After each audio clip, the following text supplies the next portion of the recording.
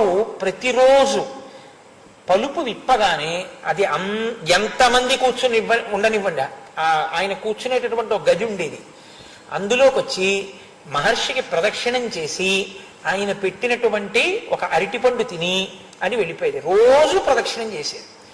అది ఒకానొకప్పుడు దానికి ఒక చిన్న ఆవుల్ని కట్టేటటువంటి గోశాల కట్టారు. దాని సంతతి ఎక్కువైపోయింది రమణ మహర్షి ఆశ్రమంలో. ఒకసారి ఆశ్రమానికి కానీ దేవాలయానికి కానీ ఇచ్చిన వాటి సంతతిని తిరిగి ఎక్కడికి ఇవ్వకూడదు, ఎందుకంటే అది ఈశ్వరుడి సొత్తు ఇంకా. కాబట్టి దాని సంతతి పెరిగిపోయింది ఆశ్రమంలో. పెరిగిపోతే అక్కడ ఒక పెద్ద పాక వేశారు.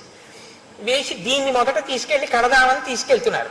ఇది కొత్తకి భయపడి లోపలికి వెళ్లకుండా ఒక్కసారి ఆ ముక్కు తాడు పట్టుకున్నారు. దానికి ఆ ముక్కు తాడుకి నలిగి రక్తం కారుతుండగా తప్పించుకొని పరిగెత్తకుంటూ రమణ మహర్షి దగ్గరికి వచ్చేసింది. వచ్చేస్తే లోపలికి వచ్చి పట్టుకుంటున్నారు.